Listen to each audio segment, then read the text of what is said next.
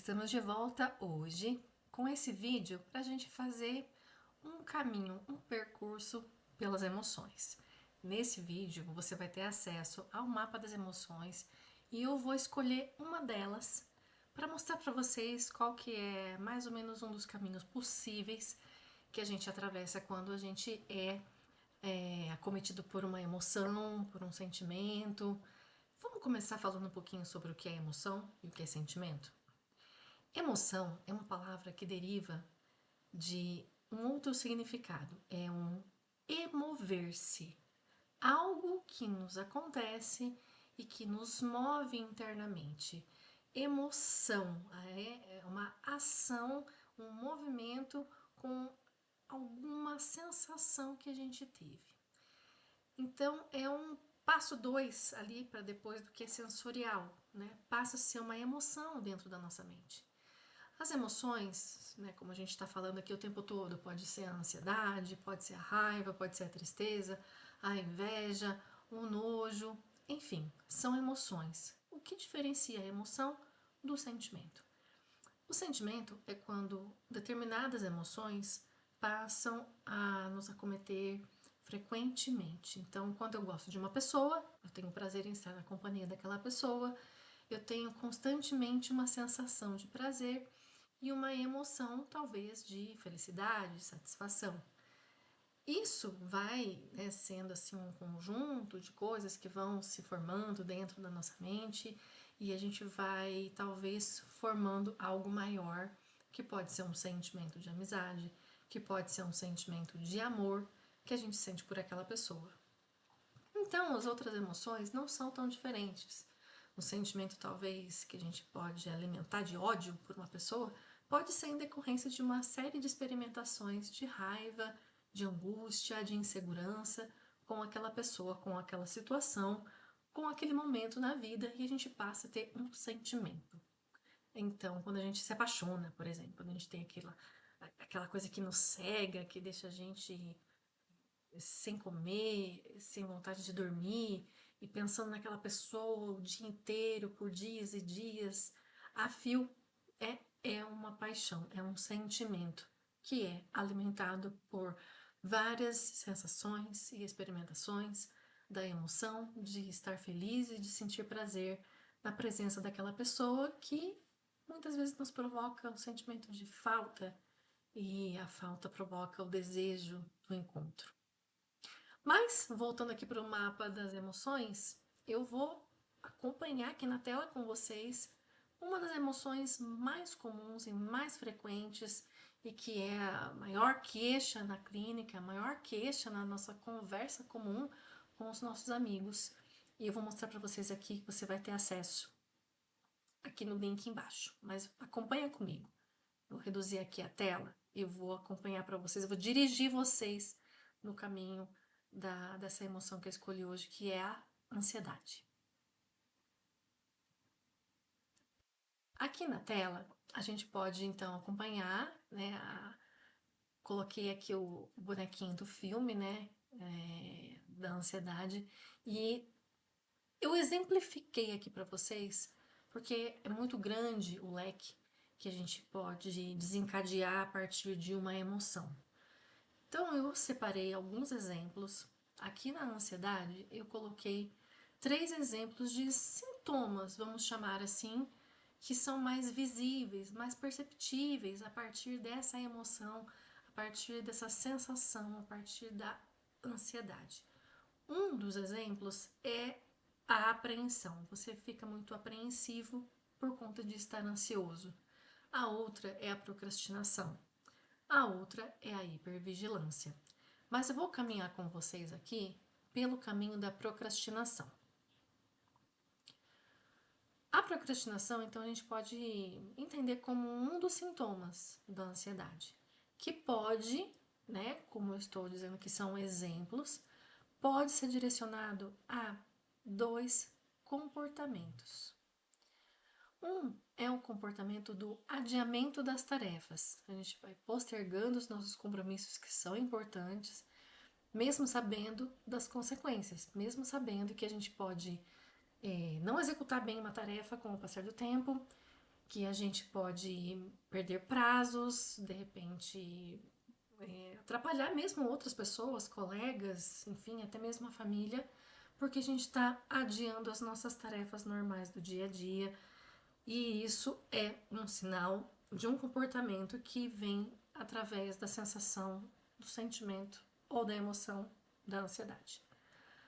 Um outro comportamento que a gente pode estar expressando durante esse processo da ansiedade é o foco nas distrações. Olha que interessante.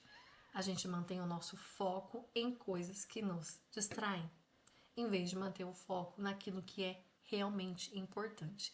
Então a gente dedica muito tempo às atividades que são muitas vezes irrelevantes para evitar o enfrentamento das nossas demandas, das nossas necessidades, do cumprimento daquelas atividades que nós sabemos que são importantes e que muitas vezes fomos nós mesmos que nos comprometemos a realizá-las. Para além desses comportamentos, que são apenas dois exemplos, o que a gente vai ter? As consequências. Então, com o adiamento das tarefas, a gente vai ter um acúmulo de demandas e um aumento de pressão no futuro próximo mesmo. Às vezes é uma questão de 2, 3 dias, uma semana, às vezes é a questão de um mês, de repente você está na faculdade, precisa estudar para uma prova, entregar um trabalho, então você vai acumulando demandas e isso tem uma consequência que é aumentar muito mais a ansiedade porque você procrastinou, porque você deixou para depois. E com isso, né, a consequência também é o prejuízo no desempenho acadêmico, profissional, pessoal. Em todas as áreas da vida, você vai ter um prejuízo como consequência da falta, né, do enfrentamento que você não conseguiu encarar nesse momento de ansiedade, nesse momento de angústia e de procrastinação.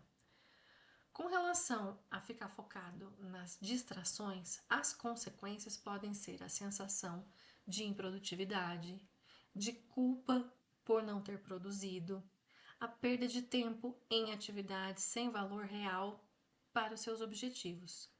O que é importante ressaltar aqui? Muitas vezes as pessoas falam para mim: olha, eu tenho a sensação que eu estava fazendo nada, que eu me perdi no tempo, parece que eu fiquei anos sem realizar nada daquilo que eu queria realizar. E aí a sensação é de realmente tempo perdido.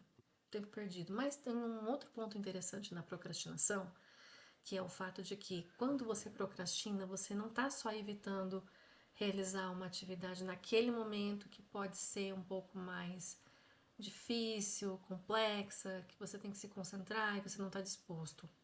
Quando você procrastina, também existe a possibilidade de você estar evitando algo de ruim lá no futuro, que você imagina que vai ser ruim, mas também pode estar evitando algo de muito bom, que é a satisfação de realizar algo que você planejou por muito tempo. Quando você entra na faculdade, que é um exemplo simples, às vezes a sensação de que você vai conseguir concluir o curso, de que você vai se tornar um profissional daquela área, pode causar tanto medo, tanta sensação de talvez não merecimento, por diversas razões subjacentes ao contexto daquela pessoa específica, dentro da sua história familiar, dentro da sua história pessoal, que faz então com que ela procrastine todas as atividades para nunca chegar ao intento da formação daquele curso e de receber aquele diploma e de poder dizer, olha, eu mereço, eu conquistei, fui eu que lutei, mesmo que contrariamente você tenha realmente o desejo de realizar tudo aquilo. Então, uma pergunta que chega muito para mim na clínica é: eu quero tanto realizar isso, por que é que eu não consigo? Por que é que eu não consigo sentar na mesa e estudar? Por que é que eu não consigo abrir o livro e ler? Por que é que eu não consigo produzir? Por que é que eu não consigo criar? Por que eu não consigo ser criativo? E aí eu entro numa questão muito interessante. A criatividade, para Donald Winnicott, que é um psicanalista britânico, o qual eu sigo a abordagem dele, sendo psicanalista winnicottiana, é que a criatividade é um sinal de saúde psíquica. Então, quando a pessoa está procrastinando, ela também está perdendo um pouco da sua capacidade criativa. Ela está deixando de lado por conta do medo. O medo que é o sentimento primitivo mais profundo, gerador da ansiedade. A criatividade, ela fica bloqueada, ela fica estagnada quando a pessoa usa instrumentos de defesa contra aquilo que ela acredita que vai tirar daquela situação que ela julga confortável, que ela julga ser um estado íntegro que ela possui e ela tem a dificuldade de romper com essa falsa integridade, talvez um falso self que ela tenha construído, uma persona também, como diria Jung. Mas o que eu tô querendo dizer aqui? Que às vezes a gente constrói personagens. E esses personagens, às vezes a gente não se dá conta de que a gente está apresentando para o mundo uma figura que a gente não é. E às vezes a gente apresenta essa figura para a gente mesmo.